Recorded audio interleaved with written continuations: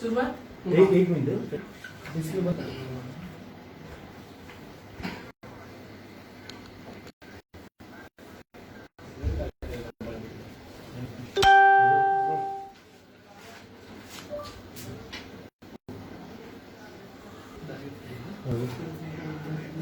म्हणताय ना ठीक आहे चालू होते रोल रोल रोलिंग लावा रोल रोल स्टार्ट म्हणा रोलिंग चालू आहे ना. नमस्कार. आपण बघतोय की कशा पद्धतीने राज्यामध्ये महिलांना आत्महत्या करण्यासाठी मजबूर केलं जातं आणि त्याच्यानंतर सुद्धा त्यांच्या मृत्यूनंतर सुद्धा त्यांची होणारी परवड महाराष्ट्राने याच्या आधी सुद्धा गेल्या 2 महिन्यांमध्ये आता लेडी सिंगम म्हणून त्या खात्यामध्ये ओळखल्या जाणाऱ्या दीपाली चव्हाण या 28 वर्षीय मुलीने जी स्वतःची गोळी घालून आत्महत्या केली, ही आत्महत्या नाही तर ही हत्याच आहे, व्यवस्थेने केलेली हत्या. या प्रकरणामध्ये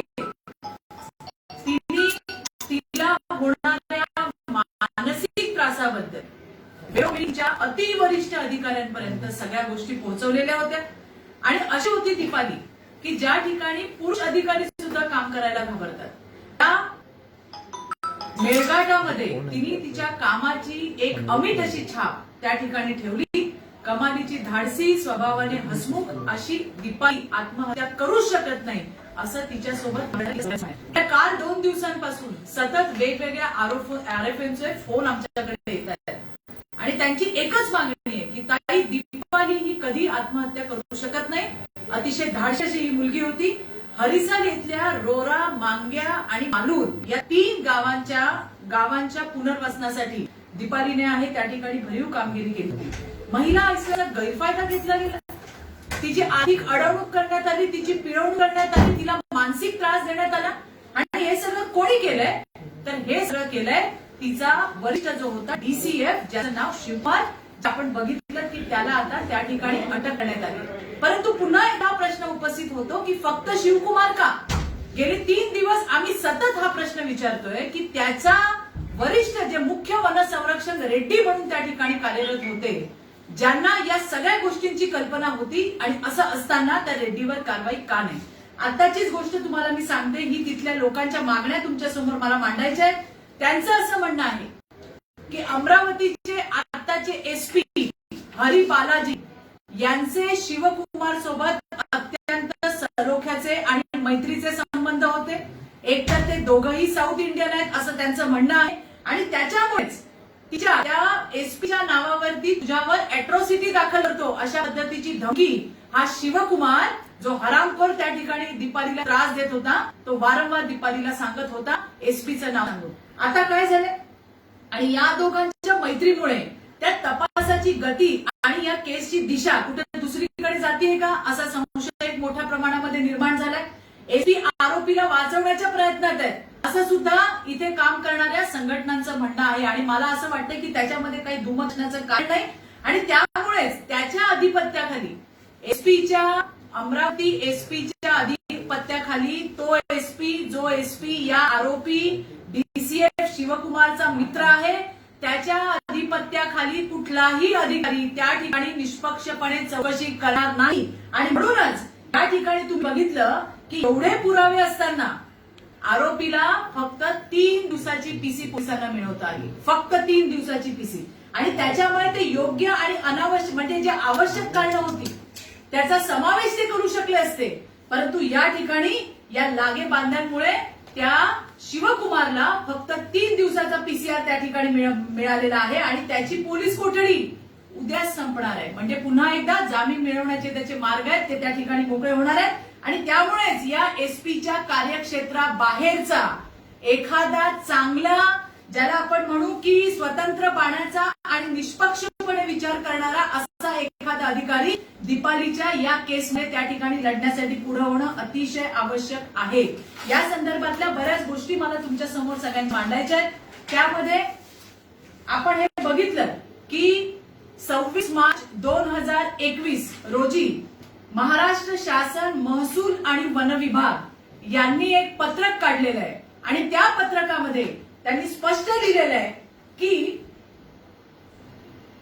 रेड्डी अप्पर प्रधान मुख्य वनसंरक्षण क्षेत्र संचालक मेळघाट अमरावती यांनी त्यांच्या तक्रारीची म्हणजे दीपालीच्या तक्रारीची दखल घेतली नाही. सदरची बाब ही गंभीर आहे आणि त्याच्यामुळे त्यांना या पदावरून हटवण्यात येत आहे. त्यांचा नवीन चव्हाण भावसे मुख्य वनसंरक्षक अमरावती यांच्याकडे सोपवण्यात येत आहे असं हे 26 मार्च शासन निर्णय आहे. 27 मार्चला दुसऱ्याच दिवशी हाच रेड्डी ज्याला पदावरून मुक्त करण्यात आलेला आहे तरी सुद्धा त्याने त्याच पदाचं आपलं लेटर हेड आणि त्याच पदाची आपली सही करून त्या ठिकाणी प्रधान मुख्य वनसंरक्षक महाराष्ट्र राज्य नागपूर यांना पत्र लिहिलेलं आहे. म्हणजे तुम्ही बघा हे अधिकारी किती मुजोर आहेत. 26 तारखेचा कोणाचा जीआर आहे? अरविंद आपटे मुख्य वनसंरक्षक मंत्रालय यांनी 26 तारखेला या रेड्डीला कामावरून त्या ठिकाणून बदली त्याची केली. म्हणजे अर्थात सरकारने अभय दिलेलं आहे आणि इथून त्याला काढून सुद्धा हा मुजोर रेड्डी जो आहे त्याचं तेच लेटर हेड आणि त्याच पदावरून 27 मार्चच्या दिवशी पत्र पाठवतोय. म्हणजे यांची तुम्हाला मुजोरी लक्षात येईल. त्याच्यानंतरचं पत्र तुम्हाला मी दाखवते. 8 मार्च 2020 हे पत्र कोणी लिहिलंय?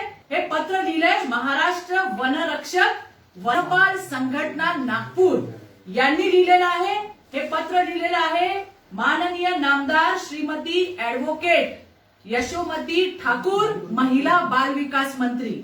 2 नंबरला लिहिलेलं आहे माननीय श्रीमती आय ए कुंदन पालक सचिव अमरावती जिल्हा. काय लिहिलंय याच्यामध्ये?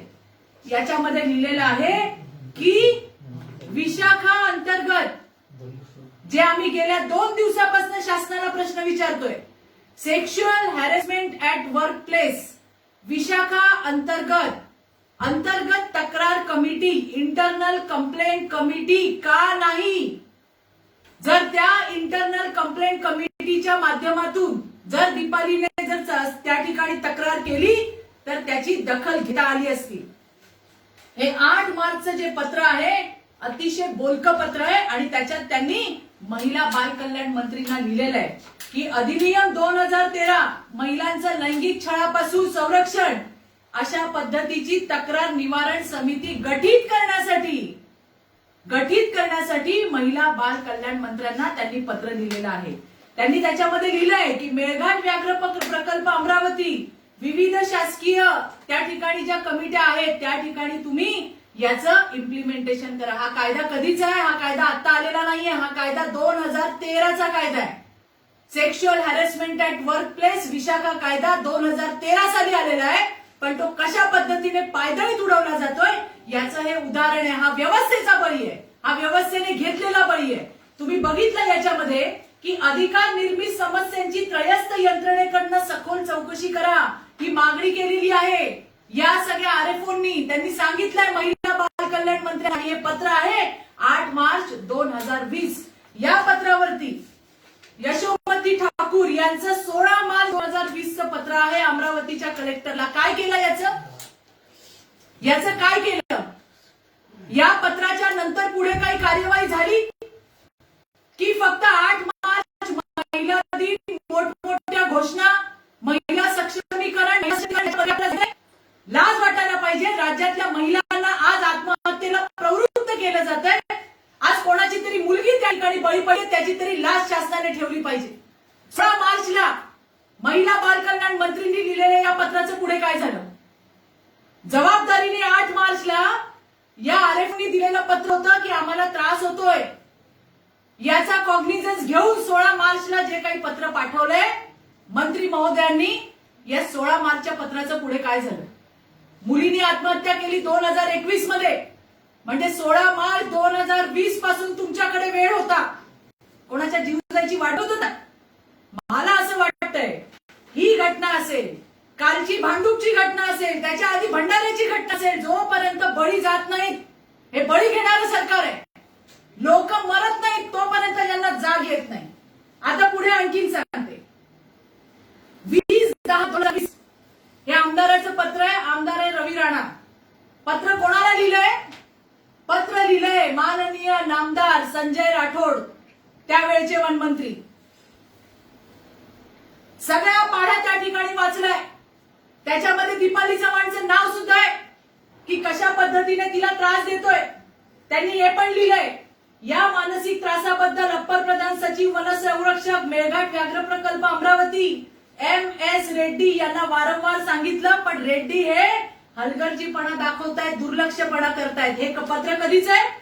हे पत्र आहे 20/10/2020. कसा कसा बळी घेतलाय ते तुम्ही बघा. हे 20/10/2020 पत्र. आता याच्यामध्ये नवनीत राणाचं पत्र, ज्यांचा या प्रकरणामध्ये वारंवार उल्लेख केला जातो, कारण दीपालीने त्यामध्ये असं म्हटलंय की मी खासदार नवनीत राणांना सुद्धा भेटले होते. त्यांनी याच्यामध्ये स्पष्ट म्हटलंय, 1 वर्षापूर्वी भेटली, त्याच्यानंतर 6 फोन तिच्या समोर केले गेले. प्रत्येक वेळेला आम्ही याच्यावर ऍक्शन घेऊ म्हणून सांगण्यात आलं, पण गेल्या 1 वर्षापासून तिने कुठल्याही पद्धतीचा संपर्क केला नाही, म्हणून कदाचित काम झालं असावं असं त्यांनी. आणि त्यांनी त्यांचं स्वतंत्र पाहिलं. मला फार त्याच्यावर बोलायची गरज नाही. हे त्यांचं विस्तृत पत्र हे त्या ठिकाणी आहे. आज सकाळीच मी बघितलं की कशा पद्धतीने रेड्डीने सगळ्या आयफोनना फोन करून सांगितलं की माझ्या समर्थनार्थ पत्र लिहा. आणि त्या ठिकाणी मी काल या संदर्भात ट्विट सुद्धा केलं होतं की मला त्या ठिकाणी असा मेसेज आला की रेड्डी साहेब कसे चांगले आहेत आणि ते आम्हाला कसे मदत करतात, या संदर्भातलं पत्र घेऊन सगळ्या आरएफओच्या त्या ठिकाणी सह्या घेतल्या गेल्या. हे कशासाठी करायचं?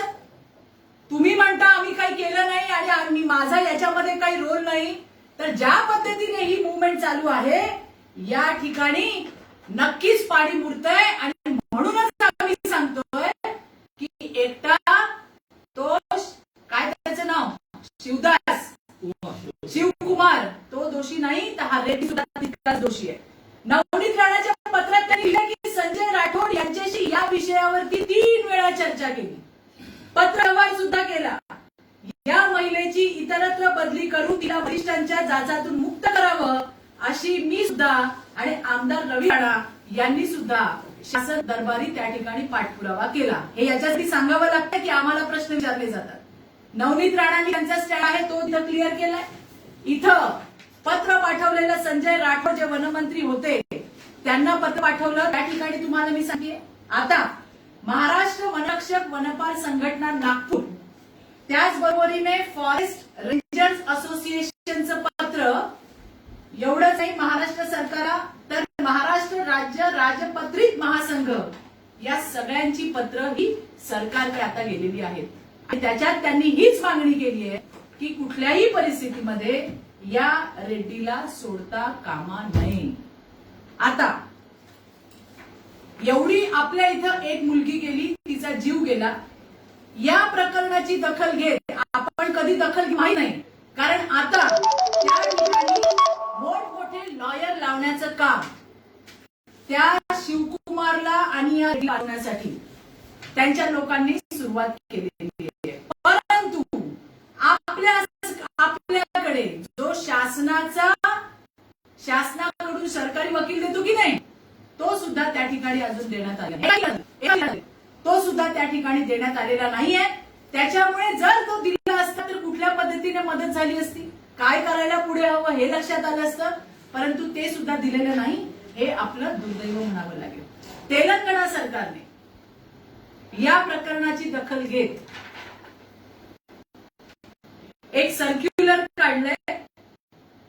त्याच्यात त्यांनी म्हटलं the grave incident of alleged suicide death of Miss Dipali Chavan, a woman forest range officer of Melghat tiger reserve posted at Harisar range Maharashtra state is published, whereas it is reported that due to harassment of senior officers, colleagues at workplace she committed suicide. हे त्यांनी म्हटलंय. आणि त्यांनी आता त्यांच्या राज्यामध्ये Telangana state have constituted a complaint committee on sexual harassment of working women with senior forest officers and staff working in अरण्य भवन हैदराबाद.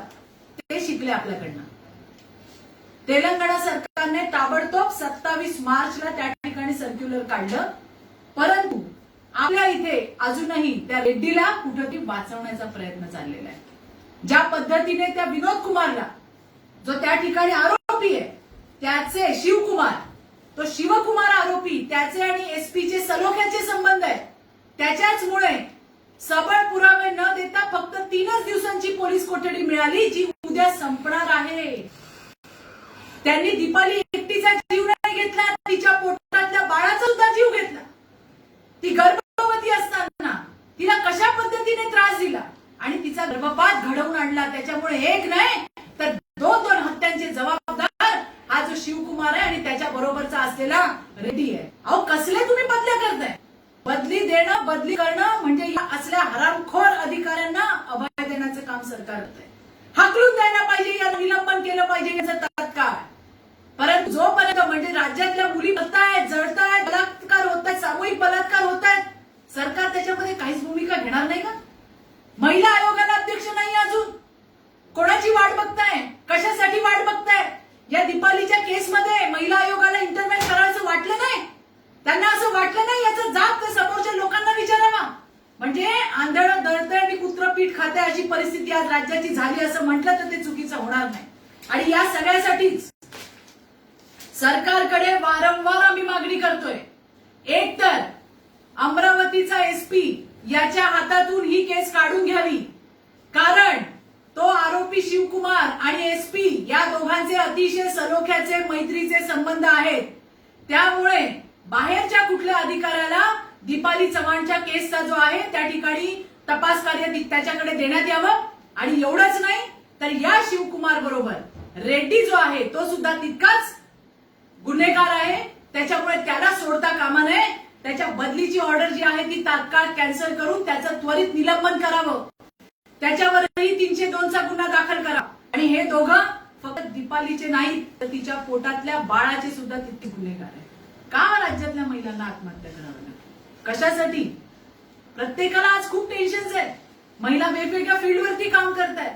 पण मला तुमच्या सगळ्यांच्या माध्यमाने राज्यातल्या माझ्या भगिनींना सांगायचंय, मैत्रिणींनो, मरू नका ग, तुम्ही लढा. तुम्ही लढा. आज होळी देवतेला प्रार्थना आहे की तुमच्या चिंता, विवंचना, डिप्रेशन या होळीमध्ये खाक करून घे माता. तुझ्या पोटामध्ये घे हे सगळं आणि उद्याचा दिवस आम्हाला नवीन आशा आणि नवीन उमेद असणारा योग दे. म्हणून तुम्हाला सगळ्यांना सांगते, मरू नका, तुम्ही लढा, आम्ही तुमच्या सोबत आहोत. संपूर्ण भारतीय जनता पार्टी ही सगळ्या महिलांच्या सोबत आहे. तुमच्या न्याय हक्कासाठी, तुमचा आवाज बुलंद करण्यासाठी आम्ही आहोत. त्यामुळे खरोखर तुम्ही मरू नका आणि या व्यवस्थेला बळी पडू नका. सरकार जरा जरी लाज असेल तर तात्काळ या रेड्डीवरती गुन्हा दाखल करा, 302चा गुन्हा दाखल करा. आणि फक्त दीपाली नाही तर तिच्या सोबत तिच्या पोटातल्या बाळाचा सुद्धा बळी यांनी घेतला. अहो, वाचा हो, तिने लिहिलेलं पत्र वाचा, नवऱ्याला लिहिलेलं पत्र वाचा, तिने तिच्या आईला लिहिलेलं पत्र वाचा. काय माणूस की म्हणून, काय संवेदना म्हणून काय राज्यात शिल्लक आहेत की नाही? की त्या जागेवरती बसल्यावरती सगळ्या मरून गेल्या, काही शिल्लक राहिले नाहीये. काय आणि किती तळतळीतून तिने लिहिलेलं ते पत्र आहे, सरकारला दिसत नाही का? कधी डोळे उघडणार तुमचे?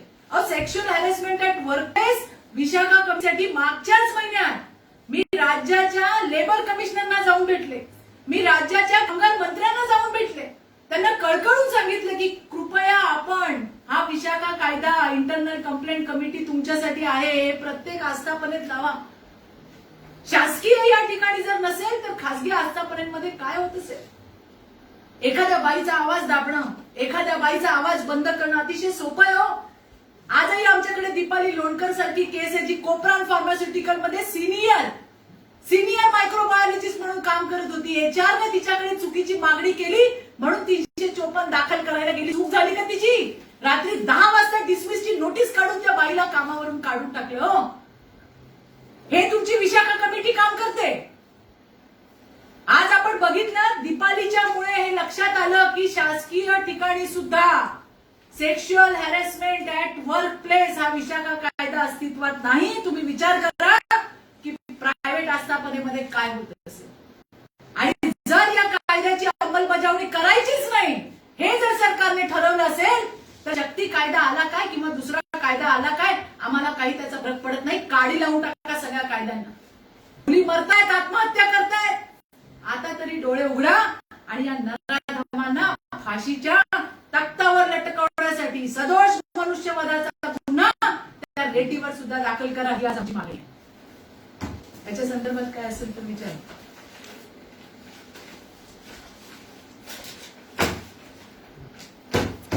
या संदर्भात आपल्याला फक्त टोलवाटोली होती जे सत्ताधारी पक्षाच्या रुपाली चांदर पण नवनीतांना प्रश्न विचारतो की तुम्ही काय केलं. मला असं वाटतं की फारच राजकारण केलं जात नाही, कारवाई लक्ष दिलं जात नाही अशा गोष्टी. विचारणाऱ्यांना जरा ती वरचा माळा आहे किंवा नाही याची मला जरा खरोखर मला आता असं विचार करते मी या गोष्टींचा. हा मुद्दा किती आणि किती गंभीर आहे.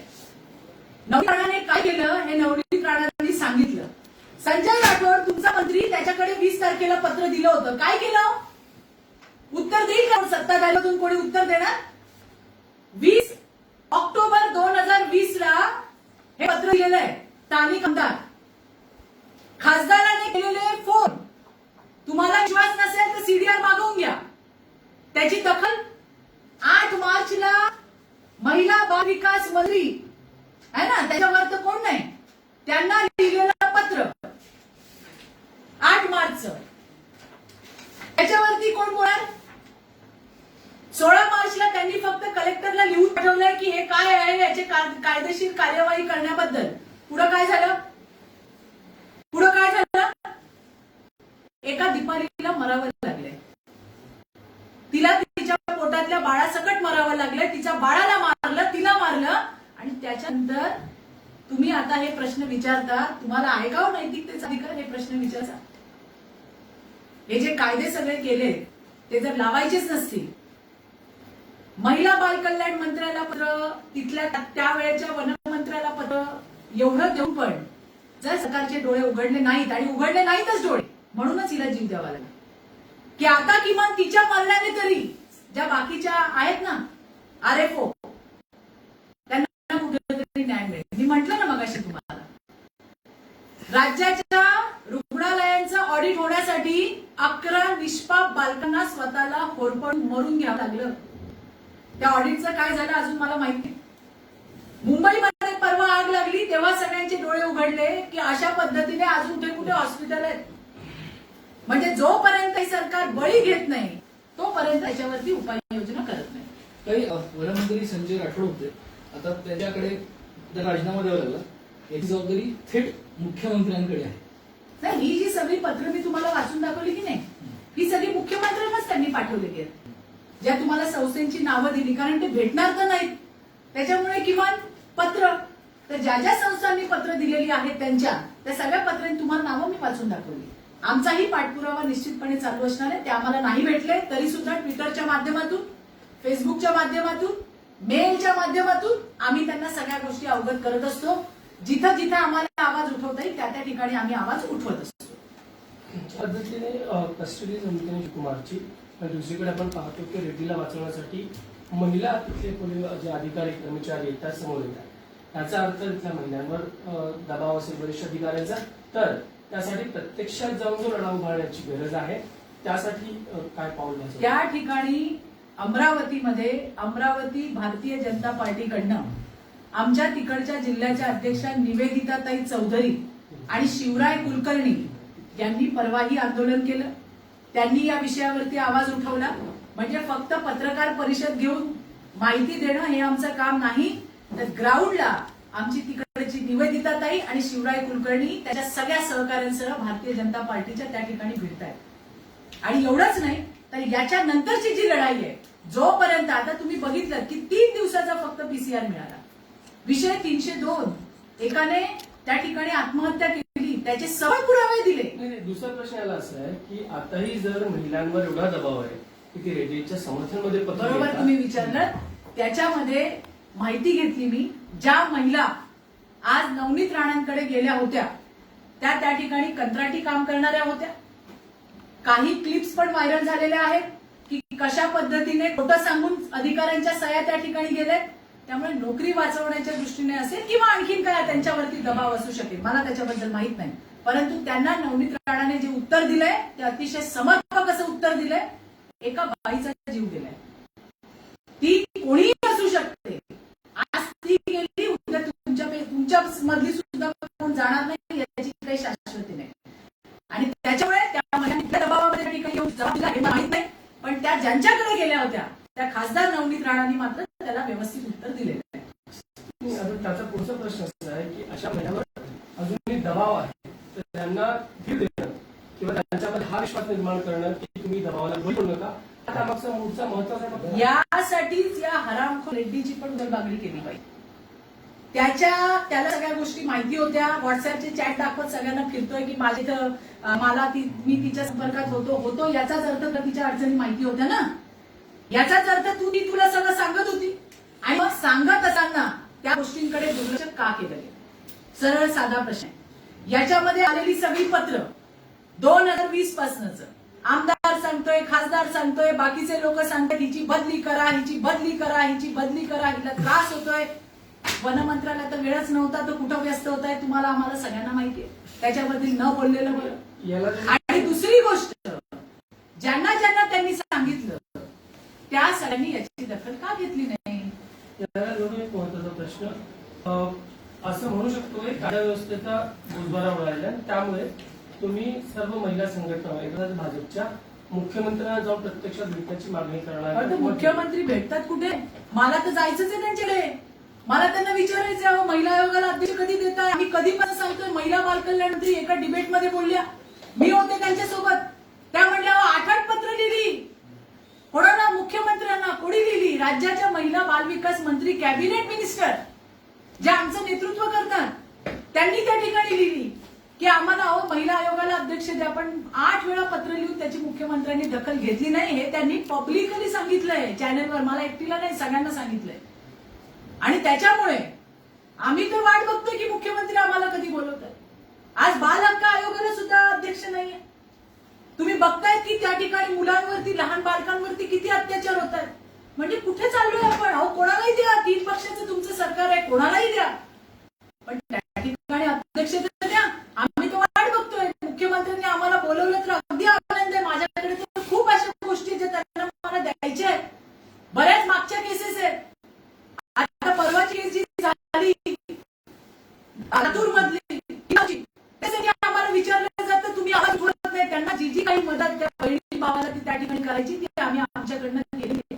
अहो मुलीला हॉस्पिटलमध्ये अंबेजोगाईला दाखल करायला एसपीचं पत्र नाही, तोपर्यंत पोलीस डॉक्टर त्या ठिकाणी उपचार चालू करण्याची परिस्थिती होती. तुम्ही विचारला एसपीना आम्ही काय सांगितलं? तुमचा माणूस पोहोचेल तोपर्यंत फोन तर लावा तुम्ही. आम्हाला ती अपेक्षा आहे. तुम्ही फोन लावा, मेडिकल स्टुडंटला सांगा त्या मुलीवरती जे आहे उपचार चालू करा. आणि कुठल्याही महिलेला तिच्यावरती मदत करताना तिच्या सुरांना आमची जात नाही, खात्यासाठी महत्वाची नाही. ते केल्यानंतर सुद्धा आमच्यावर ओरडा केला गेला, आमच्या विरोधात बोललं गेलं. मला मी वाटत लोकांनी फिरू देणार नाही म्हणे तुला. आमच्या समाजाच्या विरोधात कसं मानतच नाही. कधी आजपर्यंत आम्ही कुठल्या मुलीला तिची जात विचारली नाही की तू कुठल्या जातीची आहेस म्हणून. आणि जे करणारे जे आरोग्य जे अत्याचारी आहेत त्यांनाही सांगायचं आहे महाराष्ट्राला. त्यांना काही ठिकाणी धमक्यांचे मिळाले सुद्धा माझ्याकडे आहे. ही राज्यामध्ये परिस्थिती आहे. कायदा सुव्यवस्थेचा पूर्णपणे बोजवार उडालेला आपल्याला पाहायला मिळतोय. पण हो, दीपाली चव्हाणच्या केसमध्ये मात्र उद्या त्या शिवकुमारची पीसीआर संपतीये.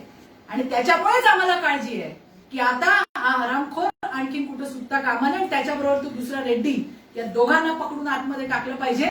आणि या मुलीला आत्महत्या करायला भाग पाडणाऱ्यांना कठोरात कठोर शिक्षा व्हायला पाहिजे.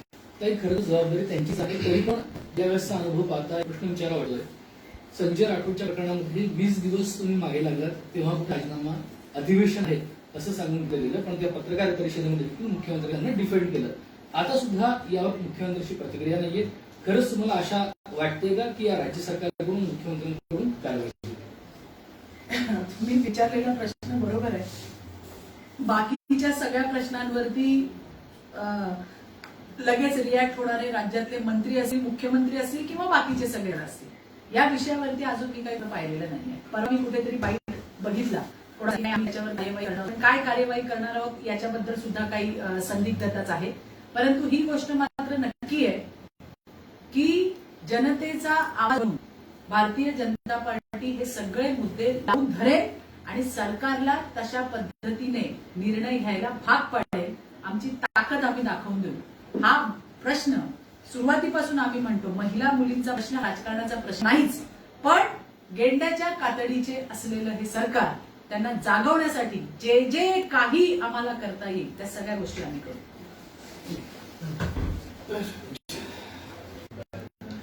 अजून एक भाऊंचाच मुद्दा राहिला तर याच्यात लिहिलेला